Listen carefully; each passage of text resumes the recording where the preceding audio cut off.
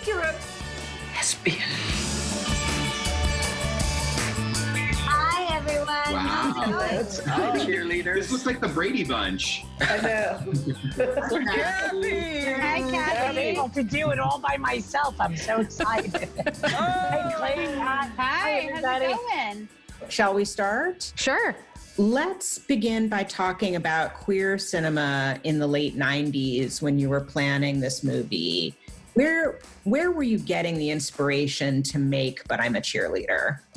It was kind of the vacuum of lesbian movies that I was inspired by. And I was more inspired by my childhood than I was by other films. My mom ran a teen rehab, so I basically grew up next door to my mom's rehab, which was called New Directions and is in Cleveland, Ohio. And it was a drug and alcohol rehab. So I took a lot of inspiration from my very intimate knowledge of 12-step and just how rehab works. And I just wanted to tell a story that represented me. Now, it's a 2-month program based on 5 simple steps. Why don't we concentrate on the first step? You admitting your problem. And you say that you always wanted to do it as a satire, but obviously the subject matter could just be heart-wrenching drama, and it obviously is a very serious thing. How did you figure out exactly what the tone should be? I was really inspired by Citizen Ruth, and obviously abortion is a very real subject. So I didn't want to make fun of ex-gay conversion, but I also felt like it was important to poke fun at just the ridiculous concept that if you make people more masculine or more feminine, that somehow is going to affect whether they're gay or not. And I think also just as a person, I am interested in comedy, and I always have been. Maybe it's my Scandinavian background, but I'd rather laugh at things than go into some serious emotion about it. It's not supposed to be intellectual. It's supposed to be simple, make people feel good. Cheers make girls do stupid cartwheels. Orgasms make people feel good. So, Natasha, what was it about the script for this film and Jamie's vision for it that made you want to play the role of Megan? Excellent question. What happened is Clea Duvall and I were already very tight. This would go on to last a lifetime. And it was the script that happened to be in the passenger seat on the floor of her car. So I was like, how can I be in this movie? But Clea tells that story better than I can because of the lack of brain damage. Clea, I think that's your cue. Well, I was in San Francisco making a movie, and Natasha came to visit me, and we were driving in my car, and she saw the script, and she said, "What's this script?" And I said, "Oh, it's this movie that I'm doing later in the year." And she was like, "This is awesome. I really want to do this." So I called Jamie and told her that Natasha wanted to be in it. And then, Jamie, what is your part of this? And what were you really thinking? Because we always what were you that thinking? way, but What were you thinking? no real response at the time. So I had seen Slums of Beverly Hills and loved you and loved it. And so when Clea said to me, "Hey, I'm friends with this actor, Natasha Lyonne, would you think of her for Megan?" And I was like,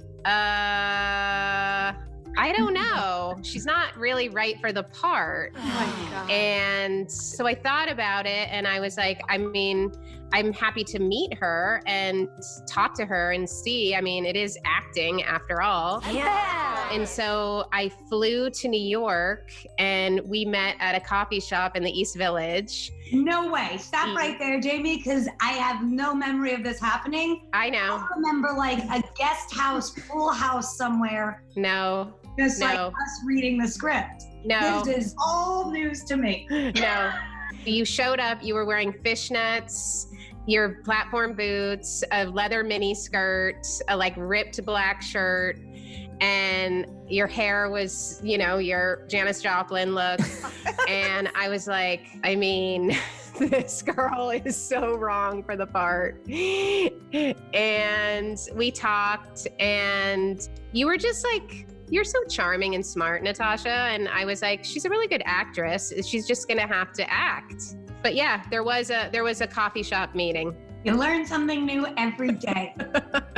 Jamie and Clea, did the experience of the two of you working together on Jamie's short Sleeping Beauties lead to you reteaming for this movie? Yes. So Clea and I became friends because she was giving me free coffee when she was a barista at Buzz Coffee. I hope you don't get in trouble now, Clea, for saying that. No, I mean, it was like a real lesbian hub where I was giving all the ladies free coffee. It was well known. You gave me a free coffee. It's the first time we ever met. So Clea was working at the coffee shop, and I remember asking her what she was interested in, and she said, "Oh, I'm an actor." And you were actually one of the reasons that Michael Burns wanted to finance the movie, because he loved you in the short film. And I said, "Oh, well, she's going to be in the feature film." And he was like, "Oh, well, great. That's great." So you were the only attachment. I was just like, I want to be a character in a movie that we haven't really seen before, something that feels more authentic, because, like, spoiler alert, you guys, I'm gay. Have been for a long time. Natasha, we'll talk about it later. But it was, like, I had never seen, I guess, like, All Over Me was the closest thing I had seen to, like, girls who reminded me of me. And so I wanted to bring more of myself and more of my sarcasm and my style of humor to the part. And I feel like, Jamie, you just let me do that. I think we should all be supporting each other. Really, Princess, do you want to start the Kumbayas?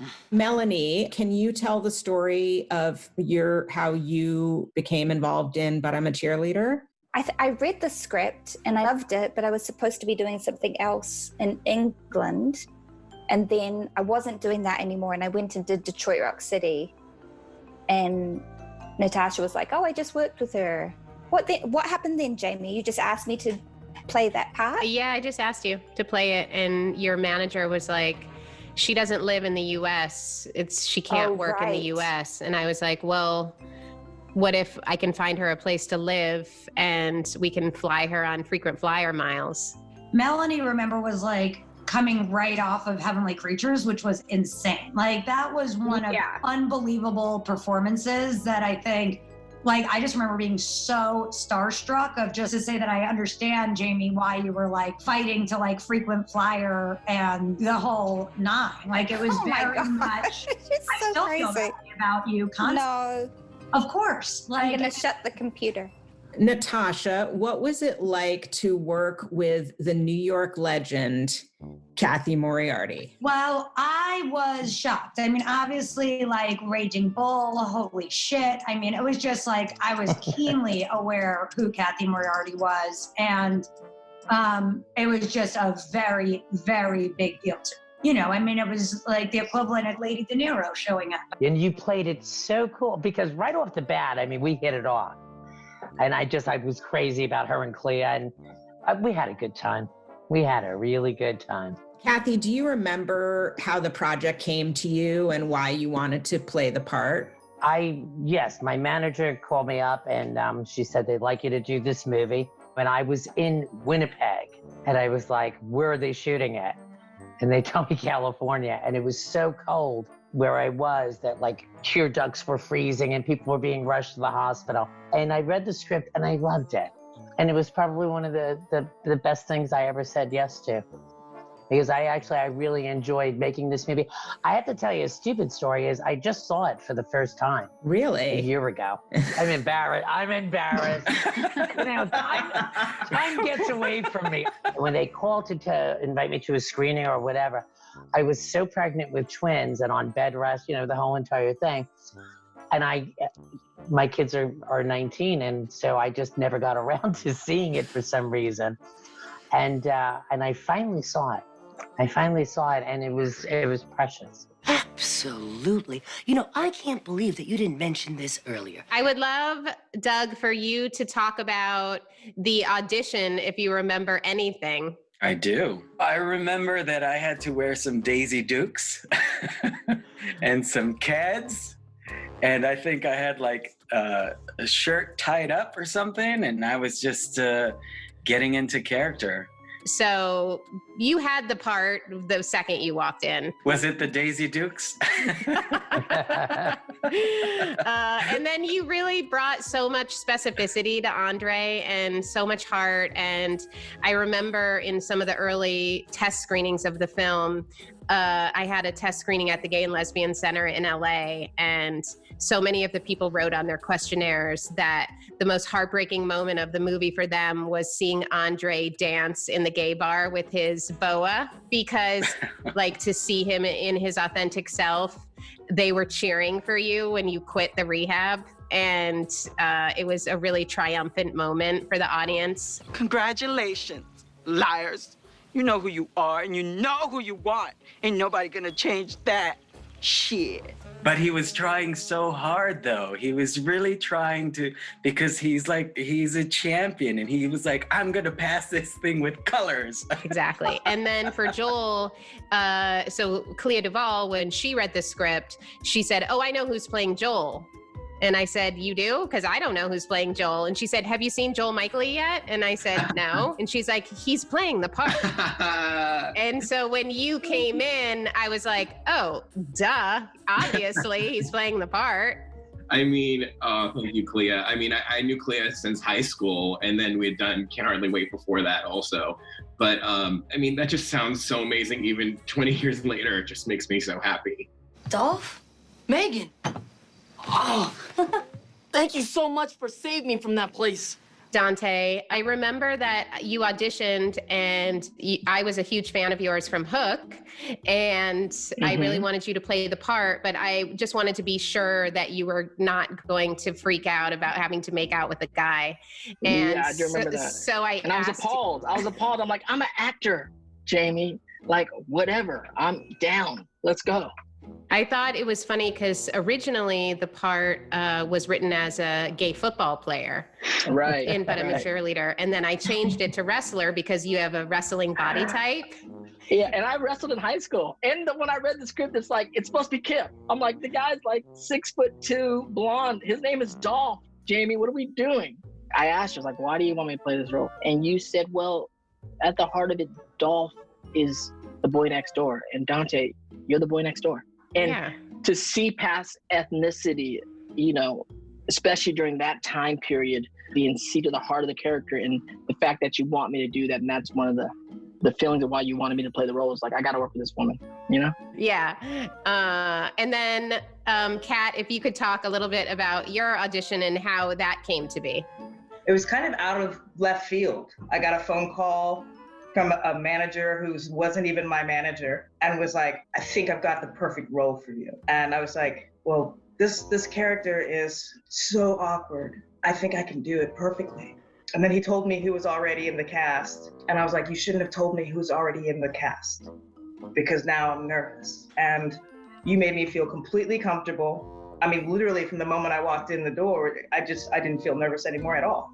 Now, don't be intimidated. It's gonna be okay. I heard it was a fun set. Do you have any memories of hanging out with the cast and the kinds of, it was like a motel in Palmdale, right? Like in California? Our Life in Palmdale? Yeah, Life in Palmdale. Life in Palmdale at the Holiday Inn Party Circuit. Holiday Inn Party Circuit. Applebee's, our like Applebee's after hang, and going to the mall in Palmdale. I remember just cruising a lot with Kit Pardue and hanging out at the mall, and you know, just getting to know like Clea and Natasha. And I remember that now that you're saying it, just like the laughing all the time, and all in the motel together. And I remember like Kathy in the hallways of the motel, and it would be like me and Clea running around, like we'd all be running through the hallways, like I'd be blasting music. Everybody's door was open, in and out, in and out.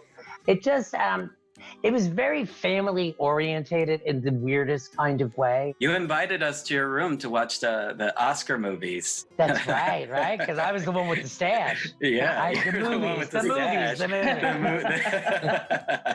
Kathy threw the big parties for everyone. I did. It was poker night at my house. Yeah. But no, it was so funny because none of us really ever went to our own rooms. We all just kind of wandered in the hallways and hung out in everybody else's. But man, we had fun, didn't we? Yeah, we really had a good time. We had a great time. Okay, girls, ready to go? I remember the very last scene was, Natasha, where you did your cheerleading for Graham at the graduation. So everyone was in the scene. And it was a really hot day, and you guys were all wearing suits, and the girls were wearing plastic ball gowns. Oh my God, that's right. And it had to have been 104 degrees, and you guys were in blue tuxedos and all kinds of weird outfits. And I was like, are we going to get through this? Or are we like going to melt? And the secret that I did is I was just eating ice cubes the whole time. And that was how I did everything. Everything. And until now, I always travel with a bucket of ice, and I say, I'm ready. There you go. There you go. Oh, you guys are funny. You bring back such great memories. Jamie, what a thing that you put together this movie. How old were you when you made this movie, now that we're all, not as young?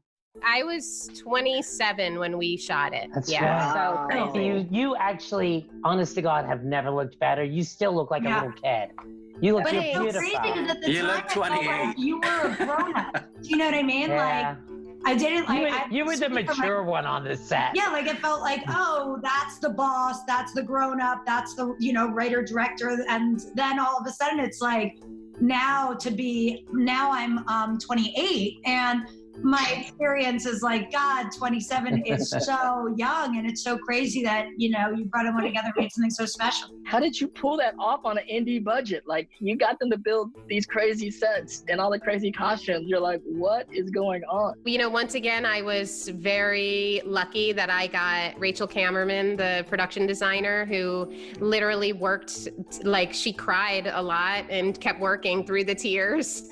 And Alex Friedberg, who did costumes, who has had such an amazing career. Yeah. And me, Alex, and Rachel, it was all of our first times being the head of our department. And so we wanted to prove that we had it. So Alex sewed all those costumes herself. That pink suit. Oh my. I'm wearing my shirt from the set. I have my yarmulke right here. There you go.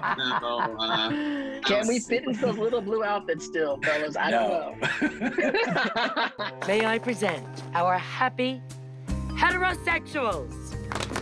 What's it like to revisit the movie 20 years later? It's become this like classic LGBTQ movie, and it's still connecting with audiences today. What's that like? I mean, at the time when the movie got released, I was in my 20s and I really liked the film. I would say the older 50-something people that we are now were not into it because it was a different time and everyone was really fucked up from AIDS. And so when I made the film, a lot of people were kind of offended by it because it was a comedy and it was fun and it was poking fun at the community from within the community. So it's been really nice that all those like 20-somethings that really liked the movie when it came out, who had no power at the time, can say nice things about the film. Well, for me, before I did this movie, I didn't know any gay and lesbian queer people. I was not subjected to any queer culture on movies or television or anything. I'd never seen happy, healthy queer relationships. And on this movie, I met gay writers, gay producers, gay actors, gay directors, and Jamie was in a loving, committed relationship with Andrea, the producer at the time. And, it showed me that you could have a life and a good one and a family. And everyone in this movie became a part of my family. Sometimes we're dysfunctional, sometimes we get along great. To be a part of something in this life where people like, young girls were coming up to us and saying like, I feel like, just this much more seen, or like, maybe it's okay that I am who I am in this life, is like, the whole reason why any of us even do this. It's crazy that it has that power. It gives you a sense of purpose, because there are so many things that you make that are just meaningless, that people watch it and they walk away and they never think about it again. But the fact that I get, people coming up to me or sending me messages saying, that it helped them you know, through times when they felt suicidal, you know, or helped them feel like they had a friend who was like them before they had a community. It's really powerful. And I'm not as articulate as Natasha because she's a lot smarter than me, but it just makes me feel like an enormous amount of gratitude. And Kate, that's the important thing to take away from this answer. Yeah. Do you know, like, if I take one thing away from this reunion? Is that Natasha smarter? I just was going to ask Jamie one last question, which is, what is it like for you to hear that, like, you know, 20 years later? I feel very privileged that the world brought us all together and that this movie got made. There's a million reasons it shouldn't have been made. There's a million reasons why it could have fallen apart. And the fact that it like squeaked through, you know, the light gets through the cracks. So thank God. Oh, let this show you what determination has yielded. Goodbye, everybody. Clea, you look wonderful. All of you. I miss you all. Just look amazing. Yeah. See you in 20 years or soon. Yeah.